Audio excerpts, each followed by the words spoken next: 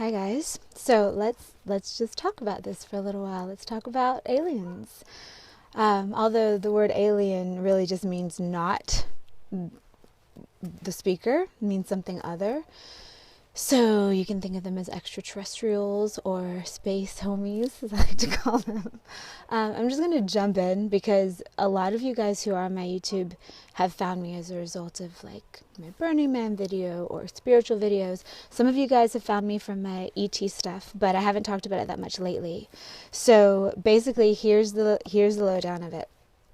I was raised in a fundamentalist religion when I was little. My family got out of it when I was 12. Until I grew up, I did not believe in God, or I was agnostic / atheist.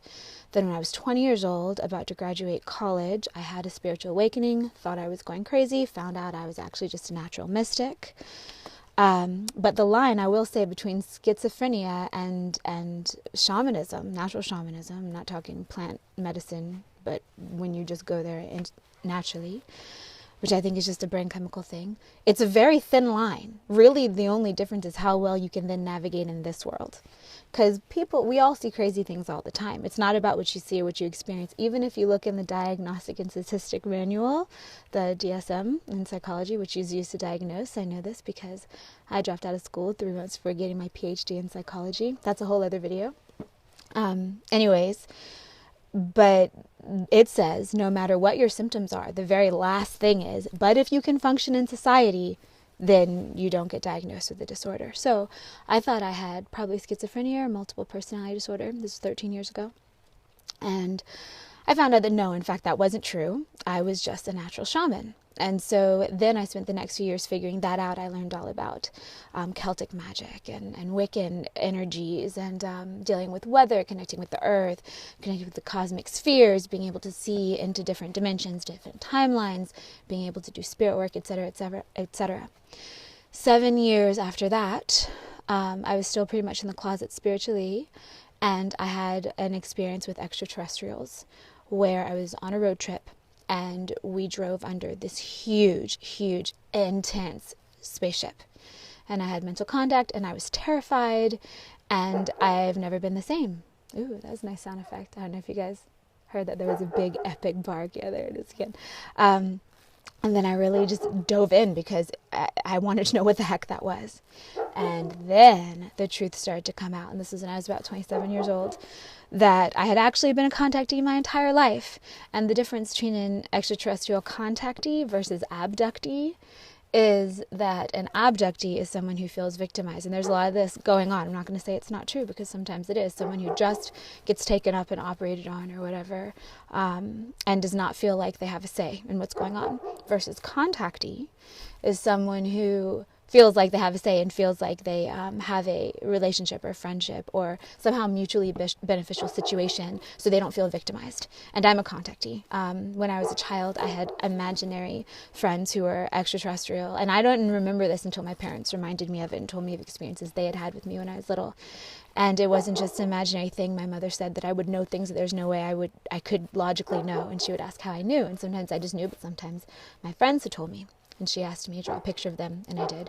And they were extraterrestrials.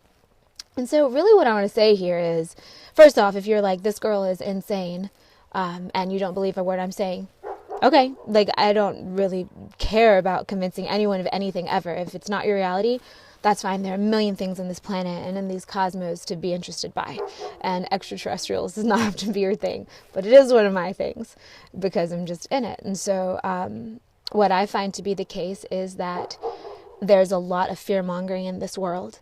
There's a lot of doubt about why people would be contacting us from other places as if they/we, because we're related to them, haven't always been here since the very beginning. And we are, in fact, descended from various races. We're a highly, highly hybridized, multiracial species. And so, yeah, the whole ET thing is something that's coming back up. I've had a lot of contact this winter. And granted, it's always been there, but since when I first found out about this, I was really kind of obsessed with it because it was such a huge paradigm shift. And when everything you believe gets turned on its side so precisely and so intensely and epically, then at least for me, that's all I could talk about for a while. I mean, I drove everyone around me nuts. I'm not even gonna lie. I think I probably got a divorce because of that, largely. Like, it's not for everyone. But then again, if it is in your life, it just is. And so you can't just delete it out. I know there are a lot of you guys who watch my videos in secret. I know there are a lot of you guys who believe that the world is the way that I talk about it being, but are afraid of what people will think of you, so you don't say it publicly. That's fine. You know, that's totally fine. You can do whatever you want. There's no need to do anything except for be true to yourself and use your own internal integrity to vote with your words and your actions for the kind of world you want to live in. So, yeah, I wrote 2 books about this process, Journal of a Starseed and Instruction of a Starseed. You can get both of them on Amazon if you want the paper copy, but I'm working on the 3rd one, which is going to be called Starseed Wilding. And probably the week that I release that, which will hopefully be in the next couple months, I will have my first 2 books online for free download, so you can kind of catch up. Because they're not super long, and they're kind of books that you just devour in a weekend. They're not really long-termers. Usually that's what people tell me. They just kind of read them and can't put them down, and then they're just done and they got the download, you know. And so that's fine with me. Let's see what else. Oh, one more thing. First, don't be scared. If you think you're a contactee or an abductee or whatever, the thing is this: even if you had some gnarly stuff happen, which might have happened, it's happened to me, but there's a lot going on here. It's not just one group, you know, of beings. Anyways, if you think that you were and the thought of it freaks you out, this is the thing I always come back to. Even if you are, these shadows across my face are making interesting things happen to my skin.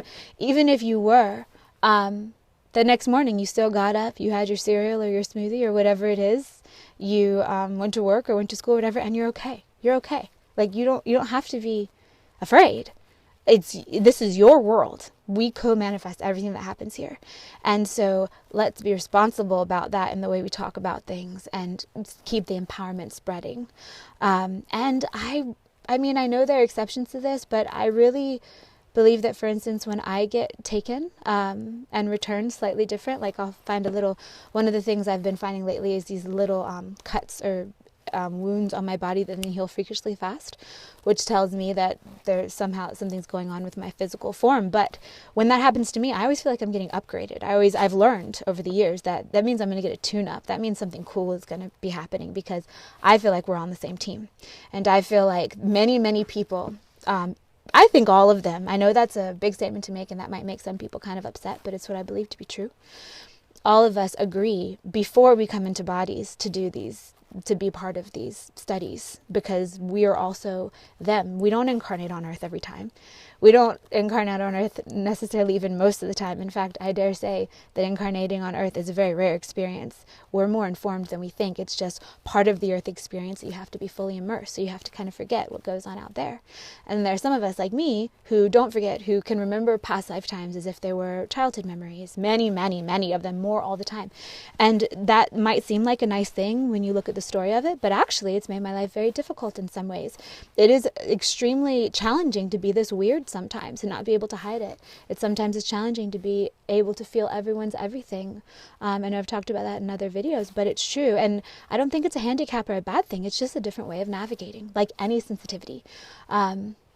So yeah, I think that's where I'll go with this. I am going to be speaking at a conference in April, put on by some soul family of mine in Sedona. It's called Sedona Cosmic Awakening. And I believe it's happening on Earth Day weekend, which is the end of April, the 20-something.